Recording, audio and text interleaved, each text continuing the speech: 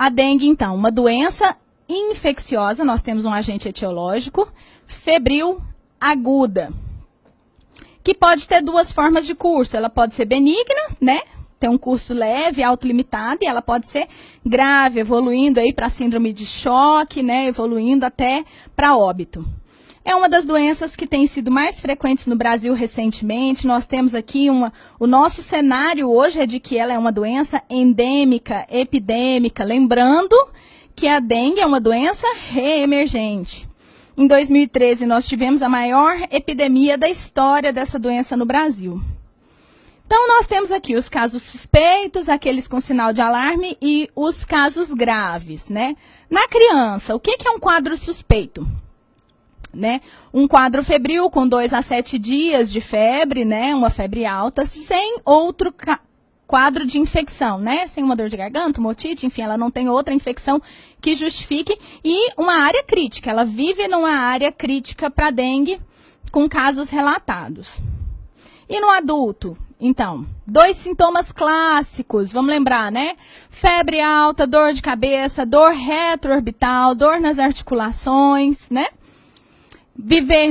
Estar numa área crítica ou ter estado numa área crítica e a febre ser menor de 7 dias.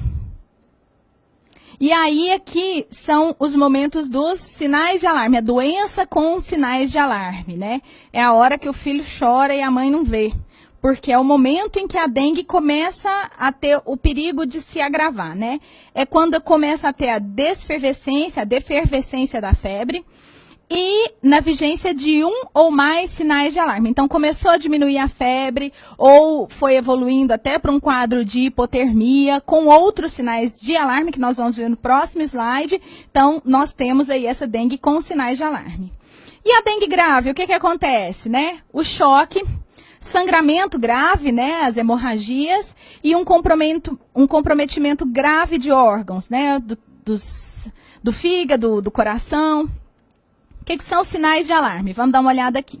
Sinais de alarme: dor abdominal severa, vômito prolongado, a mudança súbita da febre para uma hipotermia, né? Então, redução da temperatura corporal. Estava com febre, passou a ter uma hipotermia, então é um sinal de alarme. Mudança no grau de consciência, irritabilidade ou sonolência. A febre hemorrágica do dengue, então, são 4 critérios, né? Que é a febre, as manifestações hemorrágicas, as petecas, sangramento gengival, a permeabilidade capilar excessiva e queda acentuada do número de plaquetas. Então, plaquetas abaixo de 100 mil ou igual a 100 mil por milímetro cúbico. Os primeiros sinais de alerta, então, né? É o desaparecimento da febre, queda do número de plaquetas e aumento do hematócrito. Vem cá para mim, galera. O que acontece? O paciente, então, ele tem essa redução da febre, um quadro até de hipotermia, um aumento no hematócrito. O que acontece? O vaso está muito permeável e líquido está extravasando ali daquele vaso, né? O hematócrito está elevando.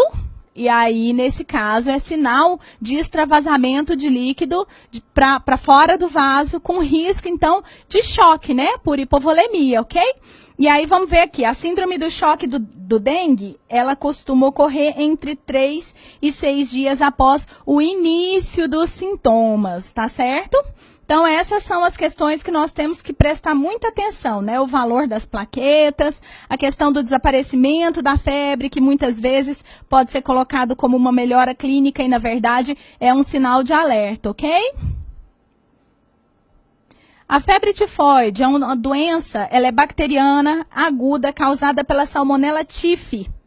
O quadro clínico, então: febre alta, cefaleia, mal-estar geral, anorexia, bradicardia relativa. Aí, olha só, esse sinal aqui, sinal de Fagé. O que é o sinal de Fagé? É uma bradicardia associada à febre, quer dizer, em quadros febris é esperado que o paciente tenha uma taquicardia associada, mas no caso da febre tifoide, o paciente desenvolve esse sinal de Fagé, que é uma bradicardia, a dissociação dessa relação do pulso e da temperatura que seria esperada. Pode haver também esplenomegalia, obstipação intestinal ou diarreia e a tosse seca. Qual que é o agente etiológico? Eu já disse, né? A Salmonella typhi é uma salmonela entérica, mas diferente das bactérias que causam a salmonelose, ela tem a capacidade de invasão de tecidos. Então, ela não fica restrita, ela, apesar de ser uma bactéria entérica, ela tem a possibilidade de invasão de outros tecidos e de disseminação, levando a esse quadro sistêmico. Botulismo é uma doença não contagiosa, resultante de uma potente neurotoxina. E aí, de onde que surge o botulismo, né? É da bactéria chamada Clostridium botulinum. Hoje em dia, existe um uso, digamos assim, off-label da bactéria, né? Da toxina botulínica, né? Que acabou sendo descoberta, esse uso farmacológico da toxina botulínica, né? Para tratamento tanto estético quanto, no caso, por exemplo, de pacientes que sofrem com dor, né? Da ATM.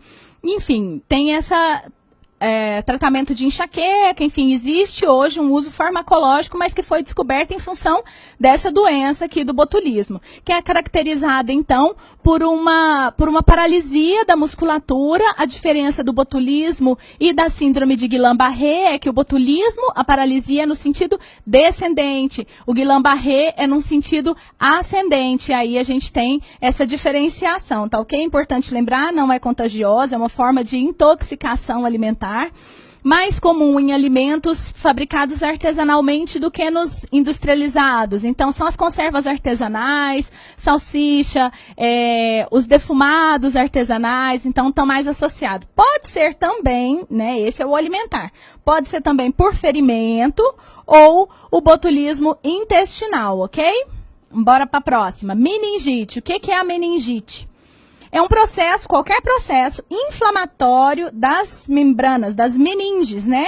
Que envolvem o cérebro. Dura mater, aracnoide e pia mater, que envolvem o cérebro e a medula espinhal. Então, a meningite é um processo inflamatório dessas membranas, que pode ser né?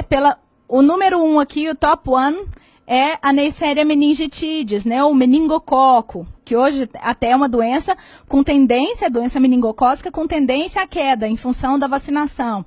Streptococcus pneumoniae, Mycobacterium tuberculosis, Haemophilus influenzae, meningites virais também, ok?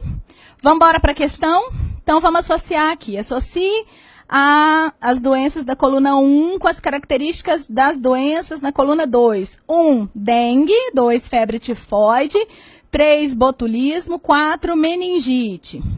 Então, vamos lá. Caracterizada por início súbito, cefaleia intensa, mialgia, artralgia, dor retroorbital, dor abdominal difusa, erupção maculopapular generalizada, que aparece frequentemente com o declínio da febre. Nós estamos falando de quem? Isso aqui são sintomas clássicos de dengue, número 1. Nossa, meu 1 ficou horroroso. Vamos fazer um decente aqui que você merece mais que isso. Doença neuroparalítica grave, não contagiosa. Neuroparalítica, galera. Olha aqui, ó. Paralisia. Vamos lembrar do Botox, a galera com cara de tamanco. Pessoal que bota Botox até não tem mais onde. Então, doença neuroparalítica grave, não contagiosa. É uma doença causada por toxina, por bactéria, mas não contagiosa. Resultante de uma potente bactéria produzida pela... uma potente toxina produzida pela bactéria Clostridium botulinum. Então, é o botulismo. Vamos lembrar aqui, o botulismo é número 3. Pode ser causada por diversos agentes infecciosos, como bactérias, vírus, fungos, dentre outros. E agentes não infecciosos, nós estamos falando de meningite, número 4. 1, 3, 4, a ordem, ó. Tem como agente etiológico a salmonela entérica, sorotipo TIFI, febre tifoide. E aí ficou 1, 3, 4, 2. Gabarito Letra B, de brincadeira de criança.